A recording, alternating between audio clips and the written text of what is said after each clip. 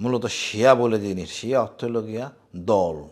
আমরা ওই আসলে বুঝিও না শিয়াটা কি, খালি সমালোচনা করি। পৃথিবীর ইতিহাসে একবার পিছনে পড়ে গেলে ভাই আসতে অনেক সময় লাগে, এটার মিনিমাম 50 বছর লাগবে।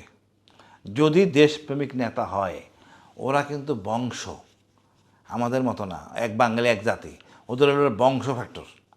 কোন বংশের? আপনি দেখেন আমাদের ইসলামীতে 4 খলিফা কোন বংশের? আবু তালেব বংশের হলো গিয়ে ওসমান, তার জন্য হয়েছে মুয়াবিয়া সুবিধা পাইছে। এই বংশের একটা চক্কর আছে ওদের, যেটা আমাদের নাই। আমাদের উন্নতির অনেক বিশাল স্কোপ। দেখেন ইরান হলো একটা রাষ্ট্র, যতটা মুসলমান আছে মূলত শিয়া বলে জিনিস, শিয়া অর্থ হলো গিয়া দল। অর্থাৎ আলীর সাথে যারা বিশ্বাসী, এই দল, আলীকে আমরা বিশ্বাস করি, বাট তারা ওইভাবে সৃষ্টি হয়েছে, তাদের একটা নেতা আছে খলিফা। এই খলিফার আদেশ মানে হলো গিয়া সর্বোচ্চ আদেশ। এই জন্যই ভয় করে। আর শিয়া মারা গেলে তো শহীদ, ভয় পাওয়ার কী আছে? আমাদেরকে একটা নেতা আছে, ইসলামী নেতা।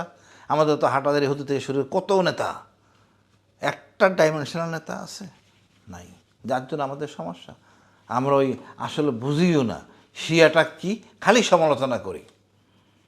ইসলামে তো এগুলি নাই। দেখেন এই যে বলতেছিলাম যে আমাদের এমনভাবে নেতিবাচক সিলটা লাগানো হয়েছে যে ইসলাম মানে মেয়েদের জন্য আতঙ্ক। আসলে ইসলাম হলো গিয়া মেয়েদেরকে সম্মানিত করে। ইসলামে মেয়েরা যোদ্ধা ছিল। আমাদের হুজুররা কোথায় আছে? করলে তো লাভ দিয়ে উঠবে। আজ থেকে কয়েক বছর আগে মেয়েরা মসজিদে যেতে পারতো না নামাজ পড়ার জন্য। কার দোষ ছিল? আমাদের হুজুরদের দোষ ছিল। এই হুজুরাই আমাদের সমস্যা। আচ্ছা দেখেন, ওদের দেশে জিউস আছে।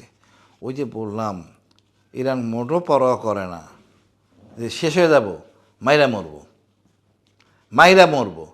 যেটা ইরান করতে পারে অন্য কেউ করতে পারবে না। ইরান আজকের দেশটা, সে অনেক পুরনো ইতিহাস দেখেন। ইরান হলো কারা, সেই ইতিহাস তারা ধারণ করে। তারা অন্য ধর্মের ছিল, পরে মুসলমান হয়েছে। মুসলমানদের মূল জিনিসটা তারাই ধারণ করে, আলীকে তারাই ধারণ করে।